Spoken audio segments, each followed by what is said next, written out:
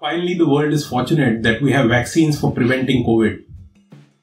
As the vaccination drive begins, everyone is trying to evaluate which vaccine is better, looking at the efficacy numbers reported in the media, and often without understanding their significance. In this video, I'll cover what these numbers tell you and what they don't tell you.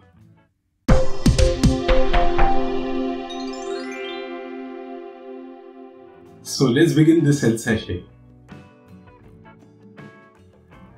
For starters, I recollect a beautiful quote. When your house is on fire, don't try to search for the best quality water hose. In fact, in my opinion, take whatever vaccine your local government has offered, and I cannot be clear around this. Every single vaccine that has been approved is better taken than not. Having said this, let me explain what the efficacy numbers mean. Now, I'm not going to compare COVID vaccines in this video, and you will soon see why. So I'll just use hypothetical numbers to explain the points.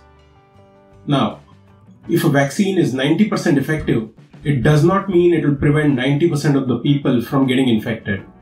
It means the vaccine will prevent 90% of the people from getting infected who were going to get infected in the first place.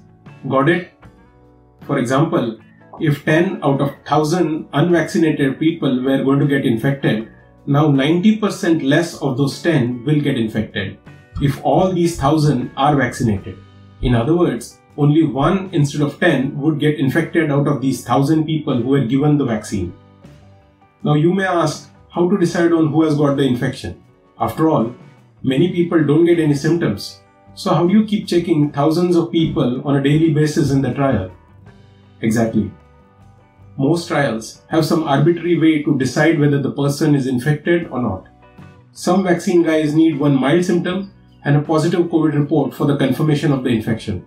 Some others need one moderate symptom or 2 mild symptoms along with a positive test report. So much is the variation. Now you might say, who cares about the mild symptoms? We are bothered about severe symptoms which may need hospitalization. Now that's sensible too. In fact, most vaccines have prevented nearly all of the severe symptoms. That means some vaccinated people in the trial did catch COVID and even develop mild or moderate symptoms, but almost none of them ended up with severe symptoms that needed hospitalization after the vaccine took their full effect. That itself should be a strong enough reason for everyone to get vaccinated. Now you may ask, this protection was for how long? Once again, a lot of variation in that. Some companies tracked the effect for 6 weeks after the second dose. Some others did for 7 weeks and so on. Now one might claim that some of these trials were done on different ethnic groups than theirs. Yes. Now you're slowly seeing the reason why you should not be breaking your head on analyzing vaccine efficacy. In fact, these trials were done at different stages of the pandemic. In the early days, there were no variants of the virus, but the recent trials have had to contend with more virulent strains of the virus. So depending on when and where the trial was conducted, the numbers change even for the same vaccine. I kind of smirk when people start debating vaccine efficacies and their preference for one or the other. None of these mental giants ever debate whether they should take atorvastatin versus simvastatin for their cholesterol problem, or telmisartan versus losartan for their blood pressure problem, or pioglitazone versus rosiglitazone for their diabetes problem. They just take whatever their doctor prescribes. So chill guys, leave those decisions for our medical experts. If your government has offered any vaccine for you, grab it. Don't do a PhD on vaccines.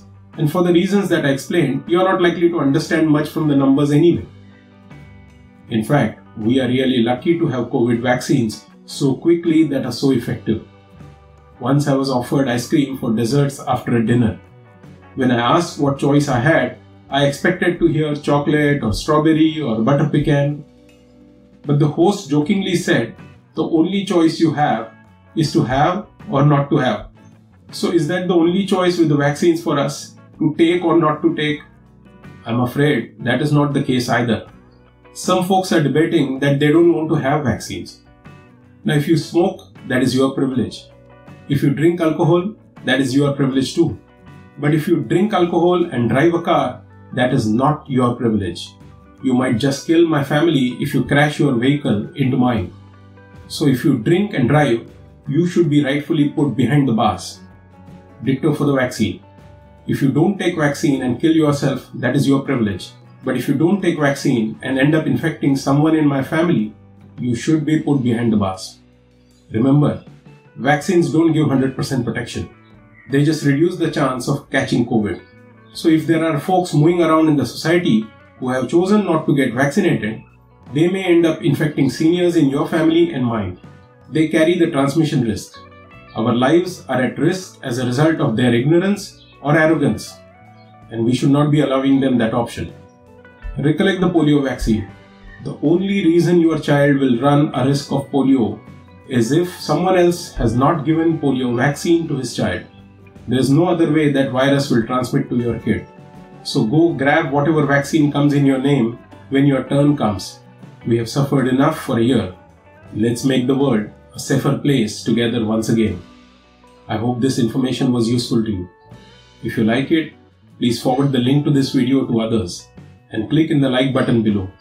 You can subscribe to this channel by clicking in the circle in the middle. Click in the box on the left to see more videos on this subject.